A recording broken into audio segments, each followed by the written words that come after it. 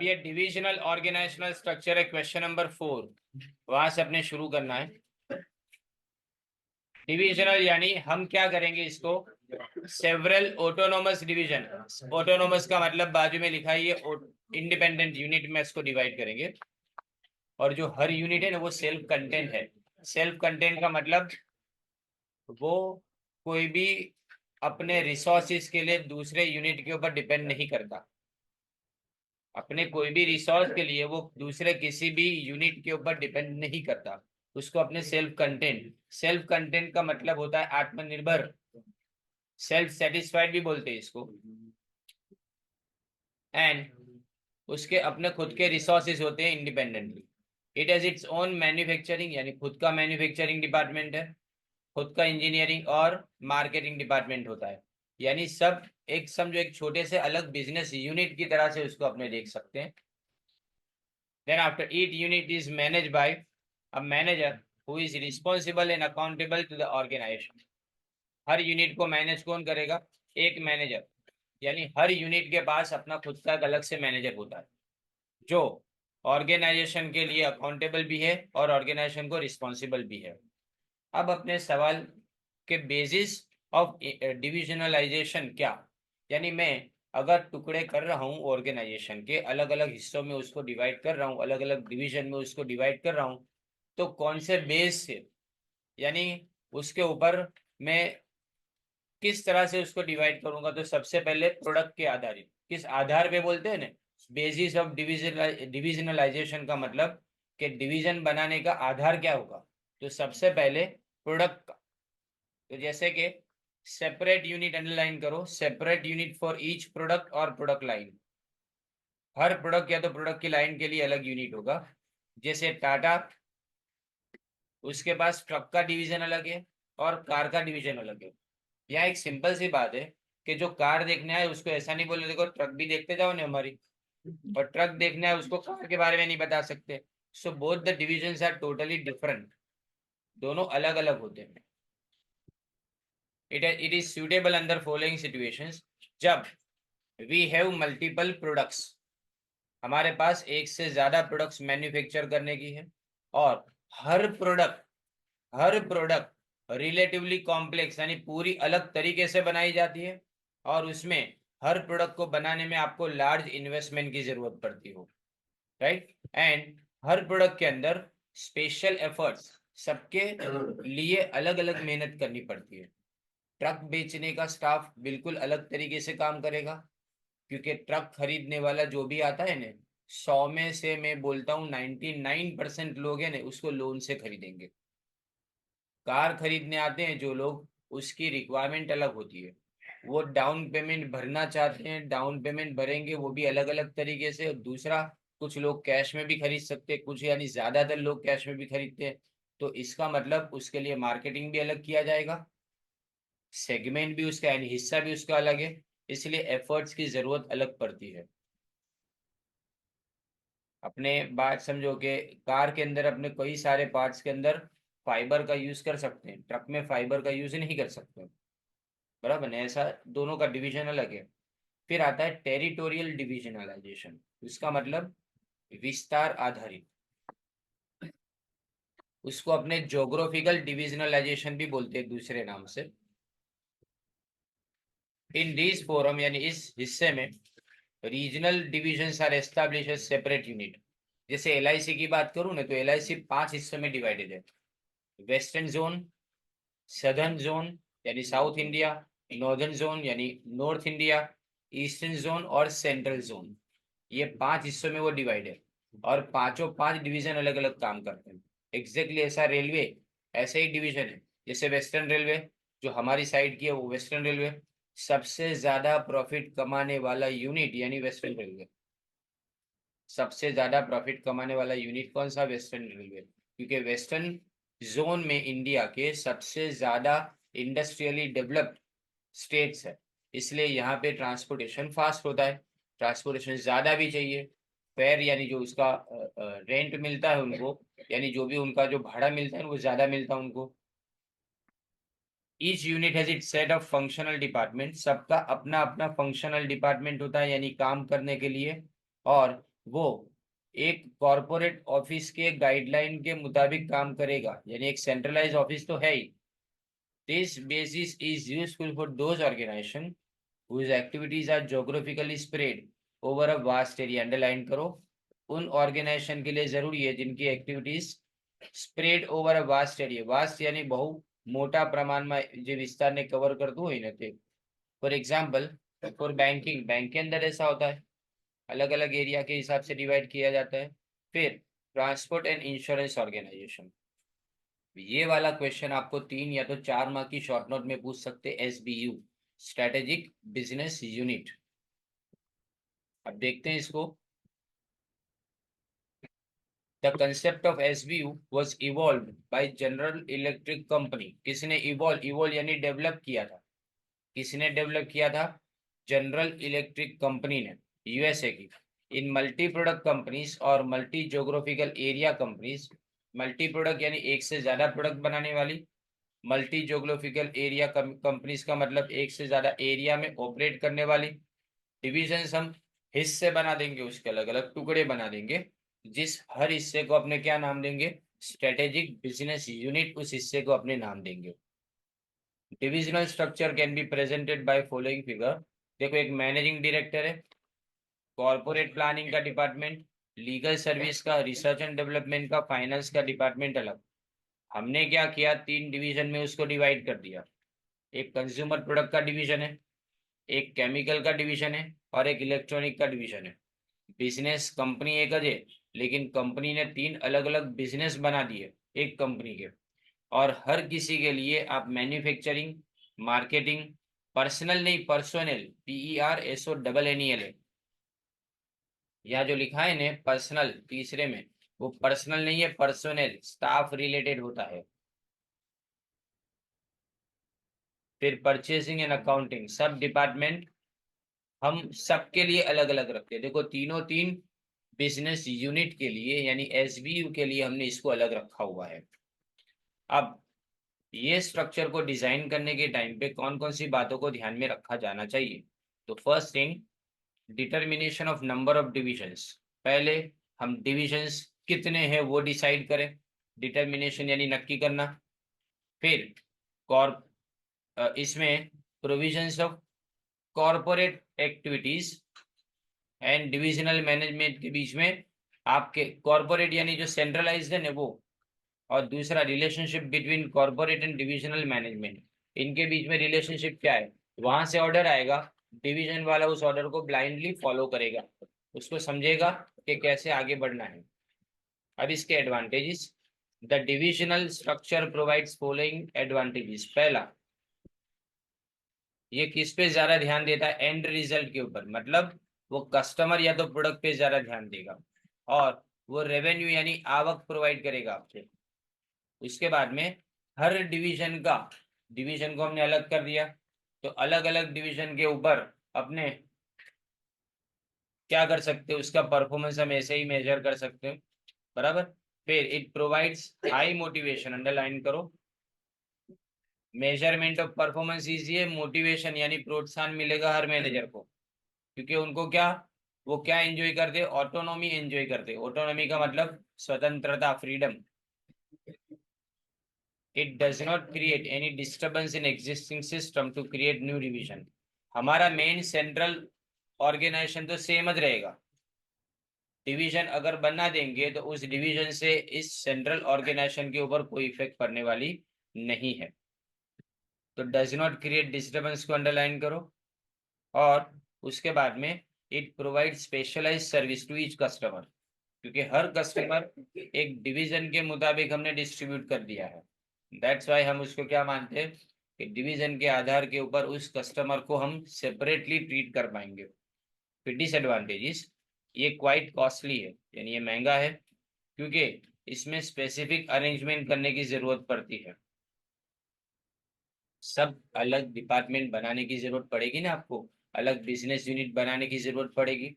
उसके बाद में प्रोफेशनल्स को ऐसा लगता है कि उनको अपने काम के मुताबिक नहीं, अपनी क्वालिफिकेशन के हिसाब से काम नहीं मिल रहा है। उनको लगता है कि यार खाली एक डिपार्टमेंट के अंदर मुझे सीमित कर दिया है, जबकि मैं तो सब कुछ संभाल सकता हूँ।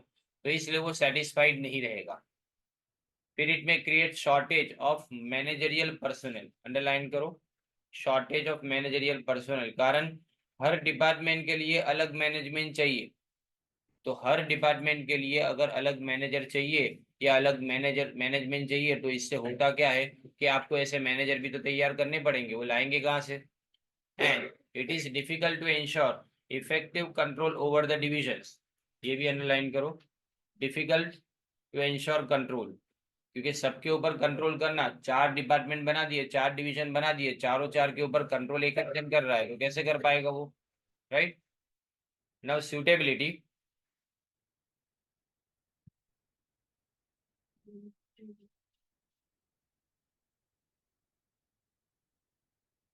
फिर ये कहाँ पे सूटेबल है।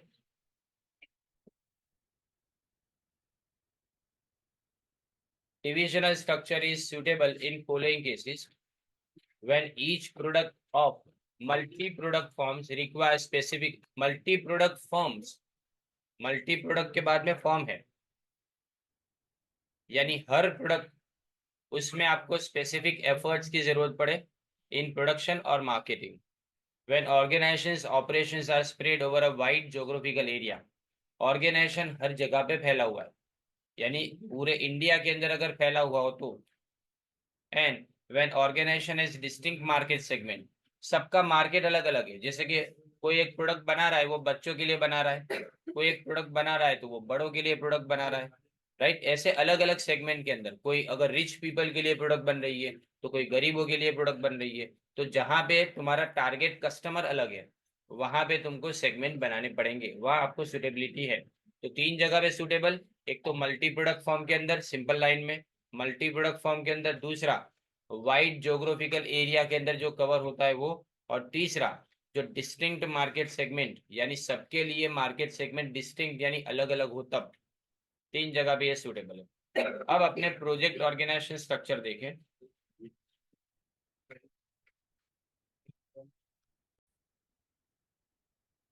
अब प्रोजेक्ट ऑर्गेनाइजेशन में अंडरलाइन करो, there is horizontal grouping of a number of functions, underline करो हॉरिजॉन्टल ग्रुपिंग, यानी एक लाइन में अपने जैसे अंडरलाइन करते हैं ना वैसे सेम टू सेम लेवल के ऊपर फंक्शन को ग्रुप किया जाता है, बाजू बाजू में साथ में होने वाले फंक्शन को ग्रुप किया जाएगा, which are necessary to complete a project.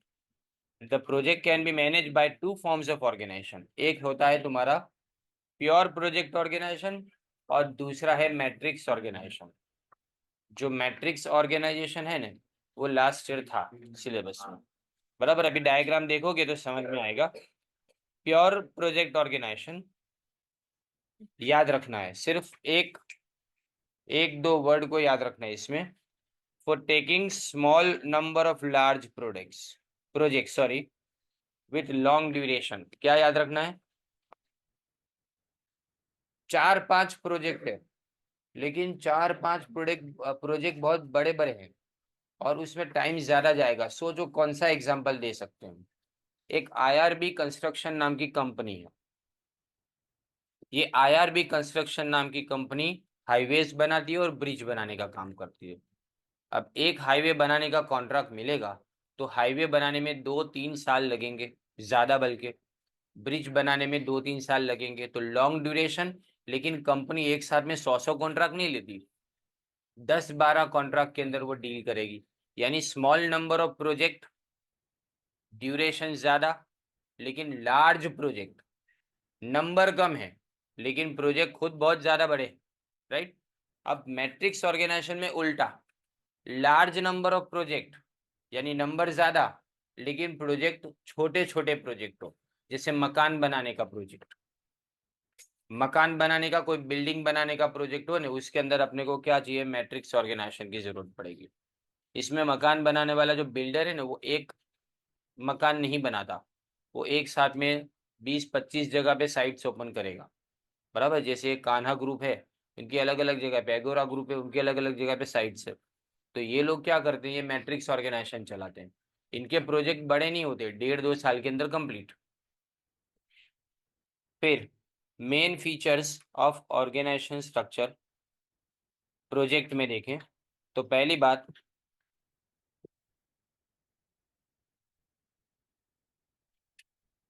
इसमें the project manager is appointed and he is given, underline करो, he is given team of professionals जो अलग अलग डिपार्टमेंट के अंदर से आते हैं। आपके पास एक टीम दी जाती है, और आप अगर एक प्रोजेक्ट टीम मैनेजर हो तो आपके पास एक पूरी टीम होगी, और वो टीम आपको आपके प्रोजेक्ट में काम लगाएंगे, दूसरे कोई प्रोजेक्ट के लिए वो रिस्पॉन्सिबल नहीं है। फिर द प्रोजेक्ट मैनेजर सिर्फ अपने प्रोजेक्ट को कंप्लीट करने के लिए जिम्मेदार है, यानी मुझे जो बिल्डिंग बनाने का दिया गया है मैं सिर्फ उसी बिल्डिंग के बारे में ध्यान दूंगा। फिर प्रोजेक्ट मैनेजर डायरेक्ट कोई कांटेक्ट नहीं करता दूसरे प्रोजेक्ट मैनेजर के साथ में, यानी मेरा सिर्फ अपने प्रोजेक्ट के साथ में सलूकार है, मैं दूसरे किसी भी प्रोजेक्ट के साथ में क्या चल रहा है, कैसा चल रहा है, वहाँ बराबर हो रहा है कि नहीं हो रहा है, उसके बारे में कोई भी मगजमारी के अंदर नहीं इन्वॉल्व होऊंगा। तो मतलब मैं सिर्फ अपने प्रोजेक्ट के लिए रिस्पॉन्सिबल हूँ, मैं डायरेक्ट अथॉरिटी में नहीं हूँ। जो काम कर रहे हैं, अच्छा एक और बात, कि जो मेरे टीम के अंदर काम कर रहे हैं वो भी मुझे डायरेक्टली रिपोर्ट भले करेंगे, लेकिन वो दूसरे लोगों को भी जिम्मेदार है। कौन से? मेरे से ऊपर वाले लोगों को जिम्मेदार है। During the project duration the functional personnels have to work under the direction of project manager. तो जो भी आपके पर्सनल है उनको किसके हाथ के नीचे काम करना पड़ेगा? प्रोजेक्ट मैनेजर के हाथ के नीचे काम करना पड़ेगा।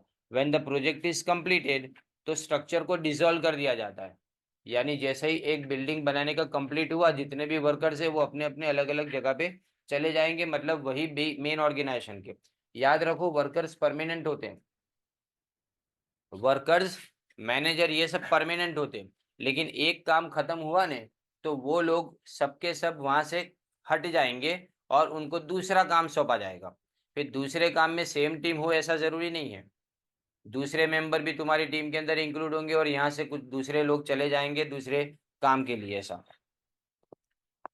बट अनदर स्ट्रक्चर में be created for some other project, बताया ना मैंने कि दूसरे प्रोजेक्ट के लिए दूसरा स्ट्रक्चर अपने बना सकते हैं depending upon the nature of project. अब ये कहाँ पे सूटेबल है? तो इनफ्रीक्वेंट और अनफेमिलियर वर्क के लिए। इनफ्रीक्वेंट यानी जो बार बार नहीं होता हो, रोड सेम नहीं बनते हैं, लेंथ अलग होती है, कई बार विड्थ अलग होती है, बराबर, कई बार उसको जिस एलिवेशन के ऊपर बनाया जाता है वो एलिवेशन यानी हाइट अलग होती है। तो हर बार तुम्हारे लिए सेम काम नहीं होता, थोड़ा थोड़ा काम के अंदर फर्क आएगा। तो इनफ्रीक्वेंट और अनफेमिलियर काम आप जानते भी नहीं हो। It is suitable for those activities which are complex, और जिसमें इंटरडिपेंडेंस चाहिए, अंडरलाइन करो इंटरडिपेंडेंस को, high degree of interdependence among the task and which the project is to be completed within fix time limit. आपको time limit दे दी जाती है। कई बार आपने देखा होगा रास्ते पे ड्रेनेज लाइन जब खोदते हैं तो साइड पे लिख दिया जाता है कि ये रास्ता बंद करने के लिए परमिशन ली गई, और नीचे टेंटेटिव डेट ऑफ कंप्लीशन यानी कब तक ये काम कंप्लीट हो जाएगा वो भी नीचे लिखा जाता है, तारीख के साथ लिखा जाता है। महीना अकेला नहीं होता, तारीख भी लिखी जाती है कि इतनी तारीख तक वो कंप्लीट हो जाएगा। तो आपको फिक्स टाइम के अंदर वो काम कंप्लीट करना पड़ता है, कि अगर आप कंप्लीट नहीं करोगे तो आपको जिसने काम कॉन्ट्रैक्ट के लिए दिया है वो आपके कॉन्ट्रैक्ट में से वो पैसे पेनल्टी के काटेगा। इसलिए यानी फिक्स टाइम लिमिट के अंदर जब कंप्लीट करना हो, और वन टाइम टास्क है, हर बिल्डिंग सेम नहीं बनती है, हर ब्रिज सेम नहीं बनता है, हर ड्रेनेज लाइन सेम नहीं बनती है, तो ये वन टाइम का टास्क है, एक बार काम कंप्लीट किया बात खत्म, फिर वो काम वापस रिपीट नहीं होगा।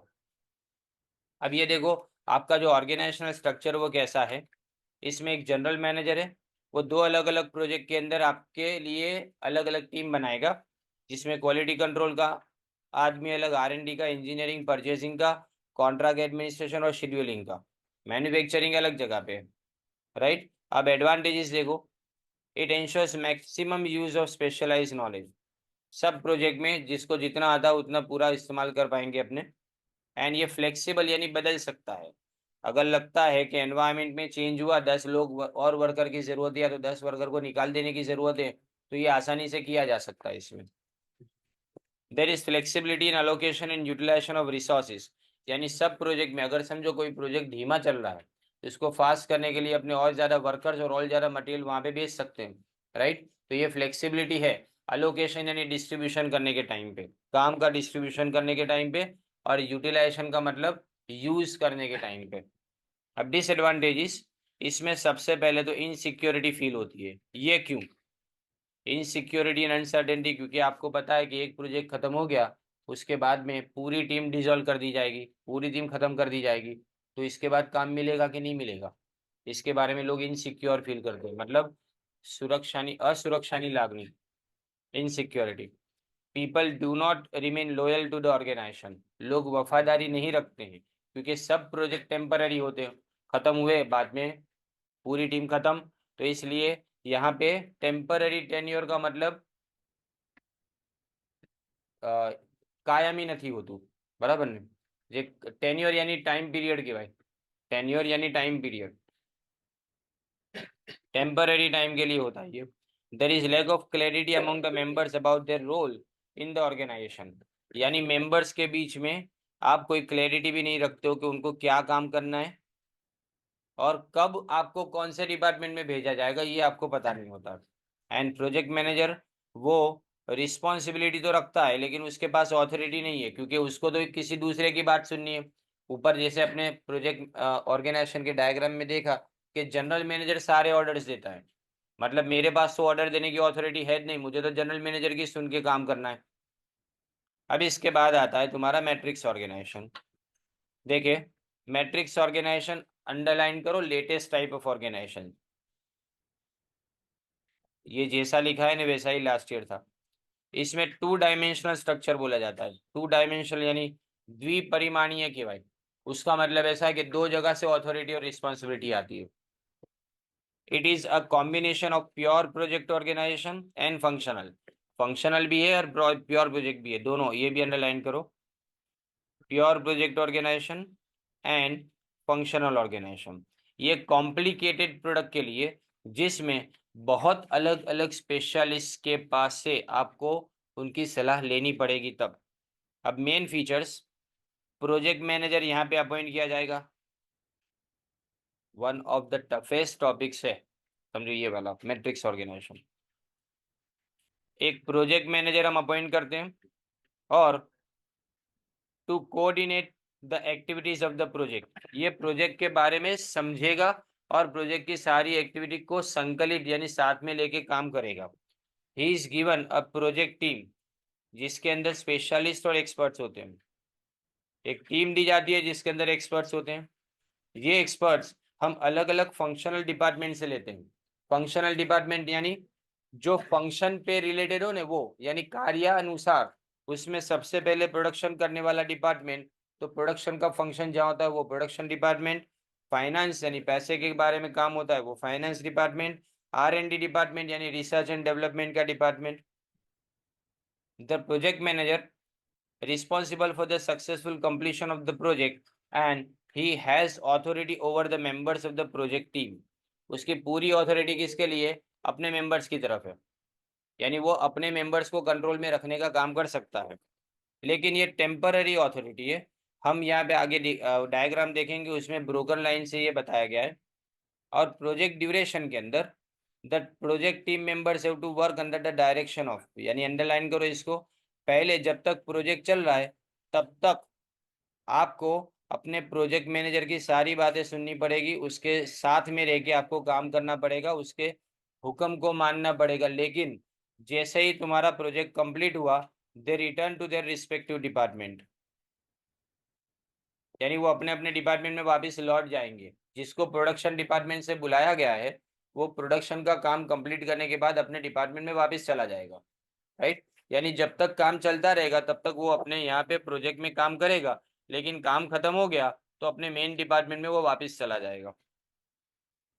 अब यहाँ ये इंपॉर्टेंट पार्ट है, there is violation of the principle of unity of command, मतलब एक जगह से आपको ऑर्डर नहीं मिलता, क्योंकि आपके दो बॉस है, एक आपका जो प्रोजेक्ट मैनेजर है वो आपका बॉस, दूसरा कौन?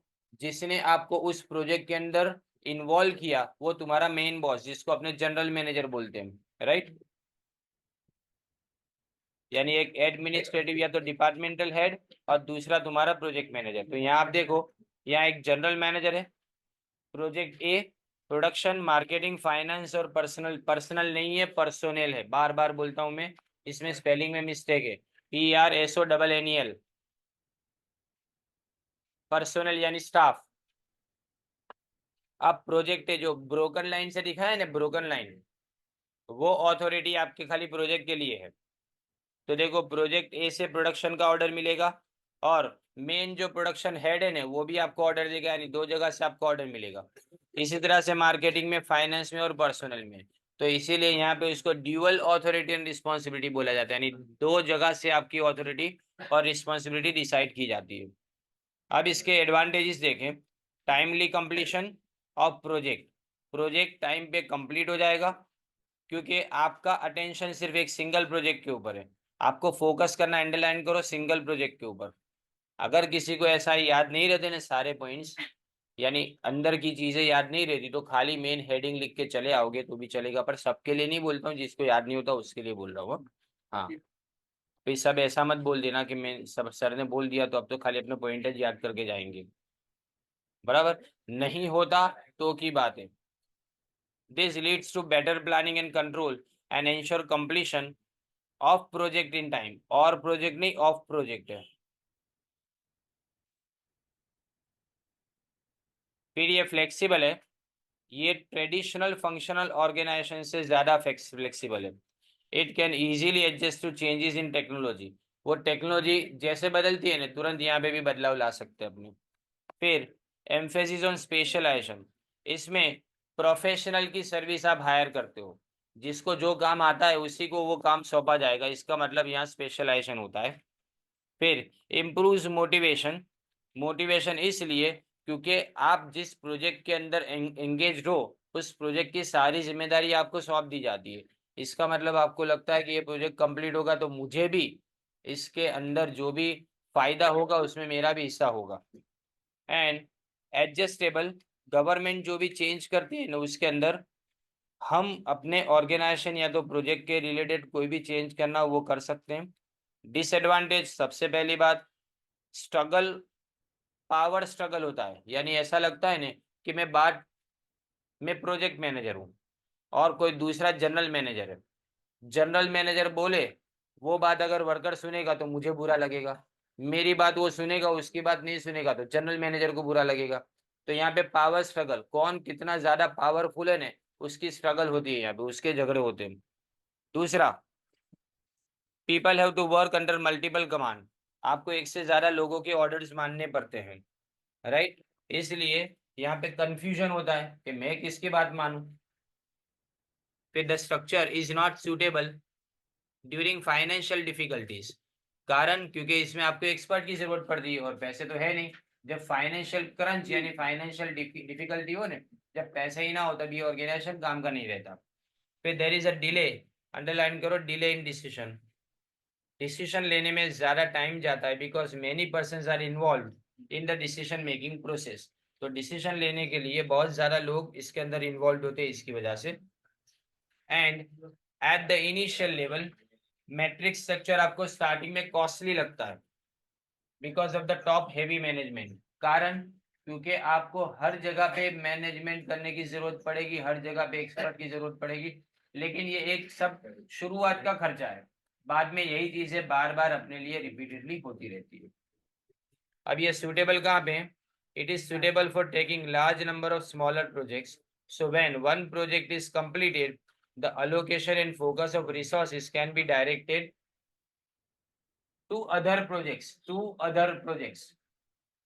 डायरेक्टेड टू अदर प्रोजेक्ट्स, यानी एक जगह काम खत्म हुआ, हम सारे रिसोर्सेज को दूसरी जगह डाइवर्ट कर देंगे। It can be successfully applied to different types of activities, जैसे मैन्युफैक्चरिंग में भी ये चल जाता है, सर्विस एक्टिविटीज में भी, प्रोफेशनल एक्टिविटीज में भी, और इवन नॉन प्रॉफिट ऑर्गेनाइजेशन के अंदर भी ये चलता है। अब इसके बाद वाला क्वेश्चन है, what is strategy.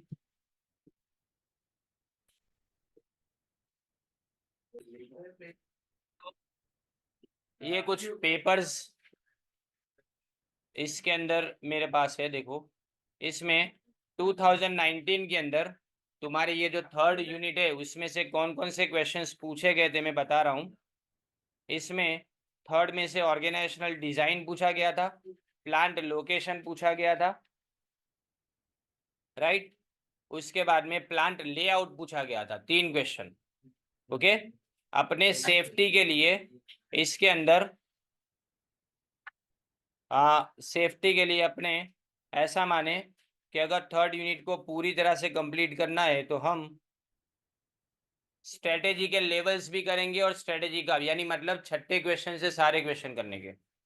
Question number 6 से खाली 6 और 7 है डिफिकल्ट है इसमें से, बाकी सारे क्वेश्चन बहुत इजी है याद करने के लिए। इसमें से प्लांट लोकेशन और प्लांट लेआउट बहुत ही इजी है। ये तुम्हारा थर्ड यूनिट हुआ, मतलब मैंने बोल दिया पहले से लेके 8वें पेज तक है ना, आप पूरा का पूरा ऑप्शन छोड़ सकते हो, राइट। दूसरी बात, अपने फोर्थ यूनिट की बात करें तो फोर्थ यूनिट में बिजनेस एथिक्स, फोर्थ यूनिट के अंदर बिजनेस एथिक्स वाला टॉपिक इंपॉर्टेंट है, इंटरपर्सनल स्किल इंपॉर्टेंट है, एनवायरमेंट इंपॉर्टेंट है,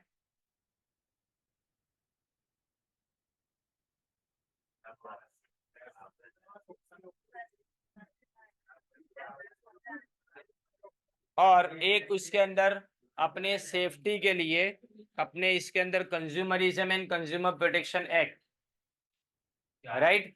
ये 4 पॉइंट आपको करने के, ओनली दिस 4। ओके, ऊपर भी आपको कितने याद करने के बोले मैंने, एनवायरमेंट का एक क्वेश्चन तो आएगा जाएगा, समझ लो। इंटरपर्सनल स्किल और एनवायरमेंट रिपीटेडली हर पेपर के अंदर है ये, राइट। जितने भी ये सिलेबस आपका सेम है, जो पास्ट ईयर का सिलेबस था वही सिलेबस इसके अंदर भी रिपीट हुआ है। ओके, और फर्स्ट यूनिट के अंदर कैरेक्टरिस्टिक्स ऑफ बिजनेस है, ऑब्जेक्टिव्स ऑफ बिजनेस है, कैरेक्टरिस्टिक्स ऑफ बिजनेस है, ऑब्जेक्टिव्स ऑफ बिजनेस है, forms of organisation I think second में है, हाँ वो सेकंड में। पहले क्या आएगा, फर्स्ट ऑफ ऑल कौन सा, characteristics of business, objectives of business and industrial revolution. ये 3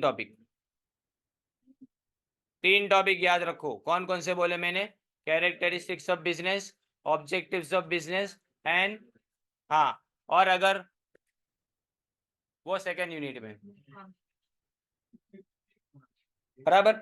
और उसके बाद टाइप फॉर्म्स ऑफ कॉम्बिनेशन है ना, वो forms of combination second unit में, एंड फॉर्म्स ऑफ ऑर्गेनाइजेशन के अंदर हम पार्टनरशिप और कोऑपरेटिव सोसाइटी पे फोकस करेंगे, पार्टनरशिप और कोऑपरेटिव सोसाइटी पे फोकस करेंगे।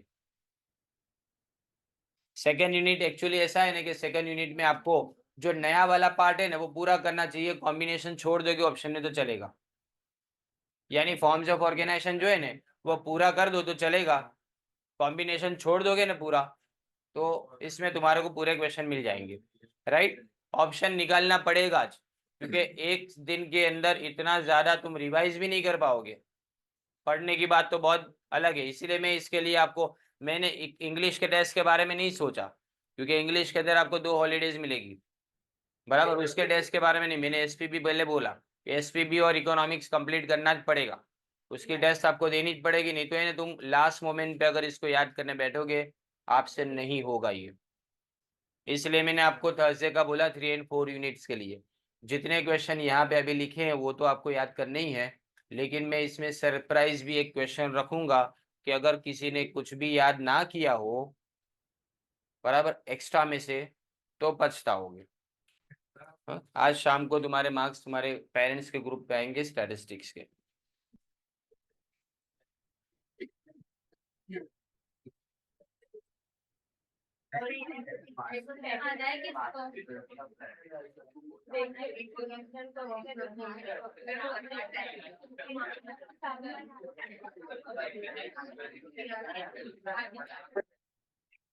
स्ट्रेटेजी, पेज नंबर 8 के ऊपर explain the features and process of strategy. पहली बात, स्ट्रेटेजी वर्ड कहाँ से आया वो देखना है।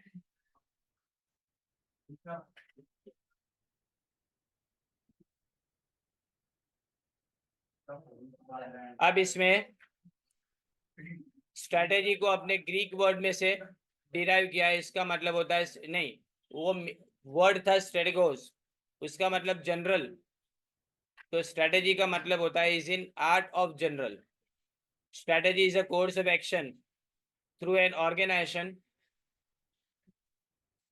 एक्शन थ्रू विच, थ्रू के बाद में विच है, through which an organisation tries to relate itself with environment so as to develop certain advantages in order to achieve its objectives। देखो इसके हिस्से करें पहले तो। कोर्स ऑफ एक्शन यानी सीरीज ऑफ एक्शन, एक नहीं है, एक से ज्यादा है। तो पहले कोर्स ऑफ एक्शन जिसके जरिए से ऑर्गेनाइजेशन अपने आप को एनवायरमेंट यानी अपने सराउंडिंग, अपने आजू बाजू जो चीजें चल रही है ना उसके साथ ऑर्गेनाइजेशन अपने आप को कनेक्ट करेगा, जिससे वो अपने ऑब्जेक्टिव्स को अचीव करने के लिए कुछ एडवांटेज अपने को मिले ने, ऐसा कोई माहौल अपने लिए क्रिएट कर पाए। तो ये स्ट्रेटेजी किस लिए होती है? अपने आप को एनवायरमेंट से सेट करने के लिए होती है। हमारे बिजनेस को हम एनवायरमेंट से सेट करें, उसके साथ में सेटल हो जाए, इसके लिए स्ट्रेटेजी हम बनाते हैं। अब फीचर्स ऑफ स्ट्रेटेजी, तो ये जो ऊपर की डेफिनेशन है ना उसको छुट्टा करना है। इसमें पहले लिखा है it tries to relate the organisation to its environment, यानी अपने ऑर्गेनाइजेशन को उसके एनवायरमेंट के साथ में रिलेट यानी जोड़ेंगे। अब एनवायरमेंट कौन सा वाला? तो इंटरनल नहीं, सिर्फ एक्सटर्नल एनवायरमेंट। ये इसलिए चाहिए क्योंकि आपको ऑब्जेक्टिव सेट करना है, आपको रिसोर्सेस लाने हैं, और आपको जो भी काम पूरे करने उसके लिए आपको इनके साथ में अपने ऑर्गेनाइजेशन को रिलेट करना पड़ेगा। Then strategy is a right combination of both external factors and internal factors. दोनों फैक्टर्स साथ में, एक एक्सटर्नल दूसरा internal. When management wants to relate the organization with environment, the management must consider the internal factors. Internal factors पता है क्या होता है? Strength and weakness. तुम्हारी strength and weakness internal factors है, और एक्सटर्नल फैक्टर्स यानी तुम्हारी स्ट्रेंथ का मतलब तुम्हारी खासियत क्या है और तुम्हारी कमजोरियां क्या है। ये दोनों चीजें स्ट्रेंथ एंड वीकनेस में आती है, वो हमारे ऑर्गेनाइजेशन के अंदर होता है। लेकिन जो बाहर का ऑर्गेनाइजेशन के बाहर की चीजें है ना, वो आपको दो चीजें प्रोवाइड करती है। सबसे पहले अपॉर्चुनिटी यानी तक मिलती है आपको, और थ्रेट यानी डर क्रिएट होता है। किस बात का?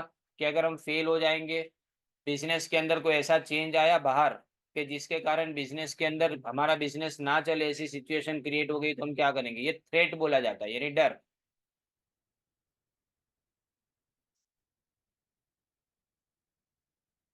फिर strategy is a relative combination of actions, underline करो।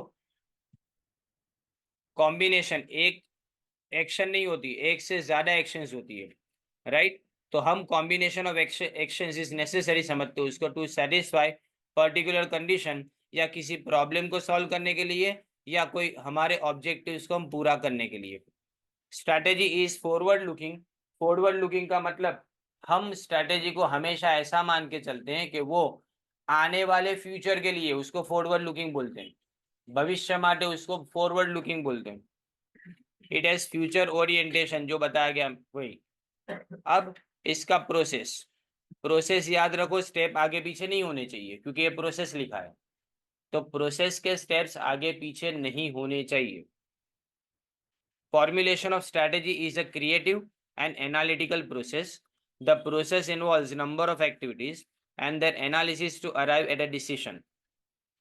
क्रिएटिव और एनालिटिकल प्रोसेस, चलो ये सब पूरा पैराग्राफ याद ना रखना हो चलेगा, सीधा आप नंबर 1 से स्टार्ट करोगे तो भी बड़ा, सबके लिए बोल रहा हूँ ये।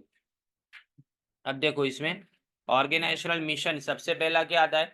Mission and objective. ऑब्जेक्टिव के बिना कोई भी चीज बनाना ही पॉसिबल नहीं है। तो पहले क्या है?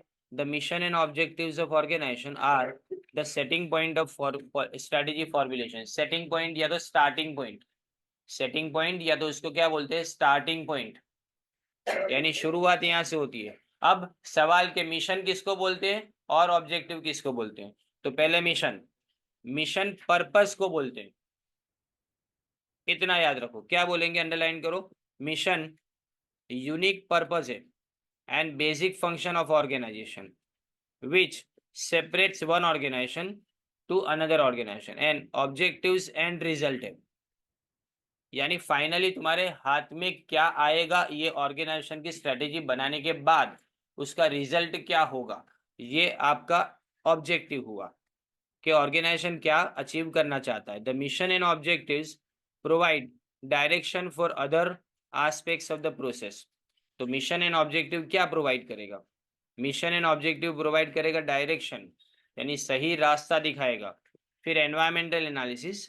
Environmental analysis means detail study of factors of environment in which an organisation has to operate. Underline करो ये, फैक्टर्स ऑफ एनवायरमेंट, ऑर्गेनाइजेशन में जिस एनवायरमेंट से इफेक्ट होती है ना, उसमें कौन कौन सी चीजें वो देखना है। उसमें हम क्या करेंगे, तो कलेक्ट करेंगे और इंटरप्रेट करेंगे इंफॉर्मेशन को। कलेक्ट करना मतलब इकट्ठा करना होता है, इंटरप्रेट करना मतलब समझना। इंटरप्रेट करना मतलब क्या हुआ, समझना। The information from various sources, on that basis an organisation has to determine the opportunity and threats. मैंने बोला ना आगे, अपॉर्चुनिटी एंड थ्रेट। अपॉर्चुनिटी यानी पॉजिटिव एस्पेक्ट्स। एनवायरमेंट आपको हमेशा पॉजिटिव एस्पेक्ट्स और नेगेटिव एस्पेक्ट्स दोनों बताता है, अच्छी बातें भी और बुरी बातें भी। अगर समझो जीएसटी आया, तो जीएसटी के आने से कुछ अच्छा भी हुआ कुछ बुरा भी हुआ, तो जो अच्छा होने वाला था उसको अपने अपॉर्चुनिटी बोले, और जो बुरा हो सकता है उसको अपने थ्रेट बोले। In the environment analysis must be done, underline करो, ऑन कंटिन्यूअस बेसिस। ये एक दो दिन का नहीं, ये हमेशा चलता रहता है। फिर corporate analysis. Corporate analysis means detail study of internal factors of organization like its resources, उसकी स्ट्रेंथ और उसके weaknesses. Corporate analysis also refers to स्वॉट एनालिसिस। आगे जो बोला ना अपने चार चीजें, strength, weakness, opportunity and threat, इसमें से एस और डब्ल्यू, स्ट्रेंथ और वीकनेस इंटरनल होता है, ऑर्गेनाइजेशन के अंदर होता है, और अपॉर्चुनिटी एंड थ्रेट जो है वो एक्सटर्नल होता है। SWOT यानी strength, weakness, opportunity and threat. Corporate analysis include identifying the factors which are critical, underline करो, for the success of the present and future business of the organization, जो आज भी जरूरी है और आने वाले फ्यूचर में भी जरूरी है। Evaluating their positive and negative contribution, वो अपने पॉजिटिव नेगेटिव दोनों तरह के कंट्रीब्यूशन को देखें। इवेल्युएट करना मतलब चेक करना, स्टडी करना उसको। A positive contribution is strength and negative contribution is weakness. अगर ऑर्गेनाइजेशन खुद की तरफ से कुछ पॉजिटिव दे पा रहा है तो उसकी स्ट्रेंथ है, लेकिन खुद की तरफ से कुछ नेगेटिव दे रहा है तो वो हो गया उसके लिए वीकनेस। फिर आता है आइडेंटिफिकेशन ऑफ ऑल्टरनेटिव्स। ऑल्टरनेटिव्स यानी विकल्प, और आइडेंटिफिकेशन यानी उसकी पहचान करना, विकल्पों की ओळख। आइडेंटिफिकेशन ऑफ ऑल्टरनेटिव्स, हमने एनालिसिस किया और एनवायरमेंट का भी एनालिसिस किया और कॉर्पोरेट एनालिसिस भी किया। उसके ऊपर से हमको अलग अलग ऑल्टरनेटिव सामने दिखेंगे कि हमारे पास एक ही मकसद को पूरा करने के लिए चार पांच अलग अलग ऑल्टरनेटिव्स अवेलेबल है, चार पांच अलग अलग विकल्प हमारे सामने है। हम उस विकल्प का एनालिसिस करेंगे कि उसमें से हमारे लिए कौन सा सही है। उसको इवेल्युएशन या तो एनालिसिस बोला जाता है। For the evaluation of alternatives various criterias are set. Criteria यानी, देखो क्राइटेरियम ये सिंगुलर है, क्राइटेरियम ये सिंगुलर है, लेकिन क्राइटेरिया ये प्लूरल है। एग्जैक्टली ऐसा है, मीडियम ये सिंगुलर है और मीडिया ये प्लूरल है, बराबर। तो अपने क्राइटेरिया को प्लूरल में मानेंगे। क्राइटेरिया यानी क्या, किसी चीज को समझने के लिए जिसका जो अपने बोलते हैं ना यादी बनाना, उसकी श्रेणी बनाना, उसको अपने क्राइटेरिया बोलते हैं, टाइप्स बोल सकते हैं उसको। Such criteria is set in the light of mission and objectives of the business. यानी क्राइटेरिया दो चीजों को ध्यान में रख के बनाया जाता है, एक मिशन और दूसरा ऑब्जेक्टिव, जो आगे अपने देखा। मिशन यानी पर्पस, ऑब्जेक्टिव यानी एंड रिजल्ट। सिर्फ इतने वर्ड याद रखने के, पूरे पूरे लाइंस को लिखने की जरूरत नहीं होती। फिर choice of strategy. Choice means deciding. अब इतने सारे ऑल्टरनेटिव तुमने देखे, उसमें से उसका इवेल्युएशन किया, अब इसमें से जो सबसे ज्यादा फिट होता है, अंडरलाइन करो, which fits with the organisation objective, जो हमारे ऑर्गेनाइजेशन के ऑब्जेक्टिव के साथ में फिट होता है, उसको हम क्या करेंगे, यहाँ पे डिसाइड करेंगे।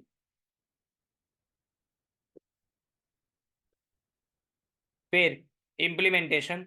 अब हमने स्ट्रेटेजी बना दी, अब स्ट्रेटेजी को हम क्या करेंगे, इम्प्लीमेंट करेंगे, यानी उसको इम्प्लीमेंट करना यानी अमल में मूकવું કહેવાય. Choice of strategy is mostly analytical और conducted while implementation is operational. यानी चॉइस कर लिया मैंने तो शायद ऐसा भी हो सकता है कि मैं गलत हो सकता हूँ. तो जब मैं इम्प्लीमेंट करता हूँ ने तब मैं उसको ऑपरेशन में रखता हूँ. ऑपरेशन में मतलब उसको सही में चला रहा हूँ कि ये मेरे ऑर्गेनाइजेशन में कैसा चल रहा है. For proper implementation of the strategy कौन कौन सी बातों को ध्यान में रखा जाता है. पहली बात, design of suitable organisation structure. Organisation का स्ट्रक्चर कैसा होगा. फिर लोगों को अपने मोटिवेट करेंगे. काम जो स्ट्रेटेजी में दिया गया है वो काम सिलेक्ट करने के लिए हम उनको मोटिवेट करेंगे. फिर हम इफेक्टिव कंट्रोल और इंफॉर्मेशन सिस्टम को डिजाइन करेंगे. हम ऐसी सिस्टम डिजाइन करेंगे जिससे हमारा कंट्रोल बराबर हो और हम इंफॉर्मेशन को, जो भी कंट्रोल से इंफॉर्मेशन हमको मिलती है वो अपने गेन कर पाए. और अलोकेशन ऑफ रिसोर्सेज को हम क्या करेंगे, सप्लाई करेंगे, सबको डिस्ट्रीब्यूट करेंगे, वहेंचनी. If the result and objectives are different the manager should find out its causes and should take suitable action to solve the problem. Causes, पहले सबसे पहले कारण ढूंढे, उसके बाद में एक्शन ले कि अगर प्रॉब्लम है तो प्रॉब्लम क्यों है. Sometimes it may become necessary to bring suitable change in strategy. कई बार तो स्ट्रेटेजी गलत होती है, तुमने शुरुआत से कोई गलती कर दी हो. If there is a problem of the formulation inadequacy, यानी हमने बराबर से उसको फॉर्मेट ना किया. inadequacy यानी अचौकसता. Now the last one is the level of strategy in detail. तीन तरह की स्ट्रेटेजीज है. एक कॉर्पोरेट लेवल है, उसके बाद में बिजनेस लेवल और फंक्शनल लेवल. ये level of strategy important question है. ये 7 मार्क्स का क्वेश्चन आ सकता है, 6 to 7 मार्क्स का. थर्ड यूनिट है, 13 मार्क्स का क्वेश्चन होगा इसका. राइट. बचे कहाँ पे अपने के जो 2.5 मार्क्स से पहले क्वेश्चन पूछे जाते थे जो विदाउट ऑप्शन होते थे, इसलिए ऑप्शन नहीं छोड़ पाते थे पहले. लेकिन अब तुम इसके अंदर से 50% ऐसे चीजों को ऑप्शन में छोड़ सकते हो कि जो पता चल जाता है कि ये उसके और में पूछी जा सकती है. तो strategy may operate at different level of an organization, namely at corporate level, business level and functional level. कौन कौन सी जगह पे स्ट्रेटेजी बनती है कॉर्पोरेट लेवल. तो कॉर्पोरेट लेवल की बात करें, corporate level strategy occupies highest level of strategic decision making. कैसा डिसीजन मेकिंग होना चाहिए, हाईएस्ट लेवल का. कॉर्पोरेट लेवल है यानी टॉप लेवल की बात करें. अपने नहीं ऐसा बोलते थे top level management, middle level management, bottom level management, exactly वैसा ही है. टॉप लेवल की स्ट्रेटेजी को अपने क्या बोलेंगे, कॉर्पोरेट स्ट्रेटेजी बोलेंगे. ये टॉप लेवल मैनेजमेंट देखो लिखा भी है, बहुत इजी क्वेश्चन है ये. लेवल ऑफ स्ट्रेटेजी अगर पूछा जाए बहुत इजी क्वेश्चन है ये. तो top management of the organisation ये काम करता है. पहले कौन सा वर्ड याद रखें, हाईएस्ट लेवल. दूसरा टॉप मैनेजमेंट. तीसरा value oriented, conceptual and less concrete. यानी मतलब इसके डिसीजन बदल भी सकते हैं, बराबर. और ये कंसेप्चुअल यानी ख्याल है तुम्हारे. अब कॉर्पोरेट लेवल में पहली बात तो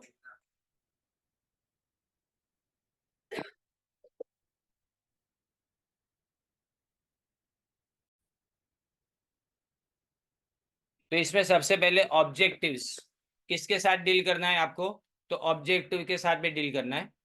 फिर acquisition and allocation of resources, यानी रिसोर्सेज को लाना, एक्विजिशन का मतलब.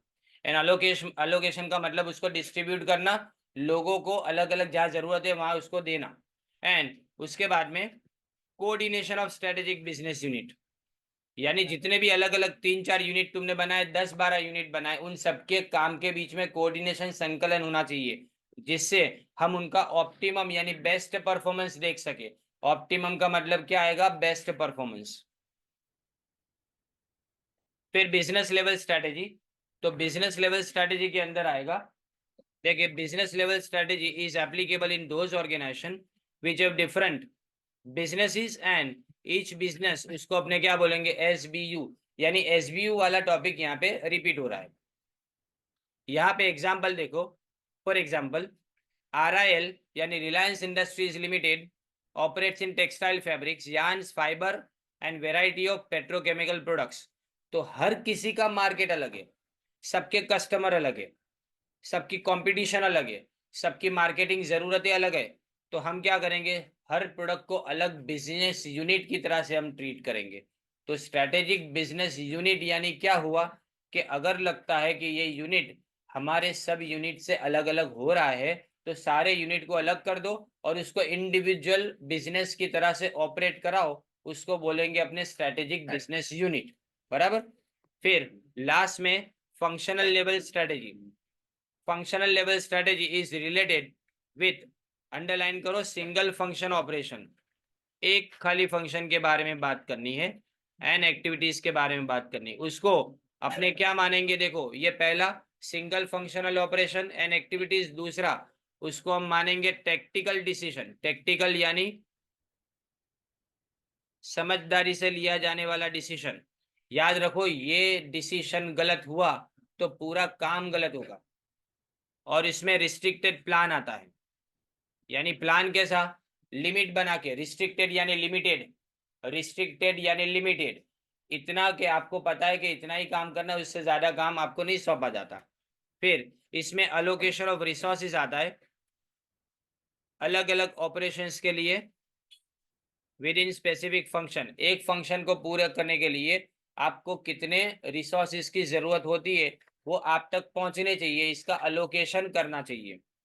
फिर कोऑर्डिनेशन ऑब्जेक्टिव्स और अलोकेशन के बीच में, क्योंकि जितने ज्यादा ऑब्जेक्टिव्स उतना बड़ा एंड रिजल्ट होगा, जितना बड़ा एंड रिजल्ट उतने ही ज्यादा रिसोर्सेज की आपको जरूरत पड़ेगी। तो रिसोर्सेज का अलोकेशन आपके ऑब्जेक्टिव पे डिपेंड करता है। और ये फंक्शनल स्ट्रेटेजी की बात है, हम फंक्शनल स्ट्रेटेजी को डिवाइड करेंगे, जैसे कि मार्केटिंग है, ब्रैकेट में जो लिखा है ना वो एग्जाम्पल है, मार्केटिंग स्ट्रेटेजी, उसको हमने डिवाइड किया प्रमोशंस में, यानी सेल्स प्रमोशन, प्रोडक्ट को दूर दूर तक पहचान कराना उसकी। फिर सेल्स आता है, उसकी डिस्ट्रीब्यूशन करना, घर घर तक पहुंचाना उसको, एंड प्राइस नक्की करना उसकी, यानी प्राइसिंग स्ट्रेटेजी उसके अंदर आता है। तो ये पोर्शन अपना कंप्लीट किया अभी।